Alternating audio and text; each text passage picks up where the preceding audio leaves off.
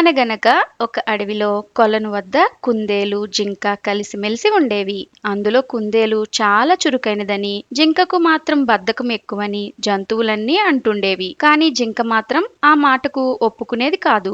ఏం కాదు, నేను కూడా చాలా చురుకైన దాన్ని అని గొప్పలు పోయేది. ఒకరోజు ఇదే మాట పైన జంతువుల మధ్య వాదన వచ్చింది. కొలనుకు పెద్ద అయిన ఏనుగు మధ్యలో కల్పించుకుని, సరే, జింక తాను చురుకైన దాన్నని వాదిస్తోంది కాబట్టి దానికి కుందేలుకి ఒక పోటీ పెడతాను.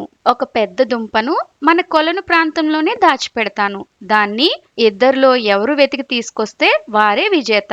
ఆ దుంప మొత్తాన్ని బహుమతిగా పొందొచ్చు అని చెప్పింది ఏనుగు. దానికి కుందేలు జింక సరేనన్నాయి. మిగతా జంతువులన్నీ ఉత్కంఠతగా చూస్తున్నాయి. పోటీ మొదలు కాగానే కాసేపు గబగబా వెతికిన జింకకు అంతలోనే విసుగొచ్చింది. అబ్బా, ఇంత పెద్ద ప్రాంతంలో ఆ దుంపను వెతకటం అంటే కష్టమే, అలసిపోయాను, ముందు విశ్రాంతి తీసుకుంటా అని ఓ చెట్టు వద్ద కూర్చుండిపోయింది. కుందేలు మాత్రం ప్రతి చెట్టును, తుప్పను, బండను వెతికి దుంపను సాధించేసింది. తీరా చూస్తే ఆ దుంప జింక కూర్చున్న చెట్టు త్వరలోనే ఉంది. జంతువులన్నీ విజేతైన కుందేలు ఉత్సాహాన్ని, చురుకుదనాన్ని మెచ్చుకున్నాయి. అయ్యో, పక్కనే ఉన్న బద్ధకంతో చూడకుండా ఓడిపోయాను అని బాధపడి జింక అప్పటినుంచి తన పద్ధతి మార్చుకుంది. ఇలాంటి మరెన్నో కథలు వినాలనుకుంటే తెలుగు కథ వింటారా ఛానల్ ని సబ్స్క్రైబ్ చేసుకుని పక్కనే ఉన్న గంట సింబల్ ని ప్రెస్ చేయండి. మరొక మంచి కథతో మళ్ళీ కలుద్దాం.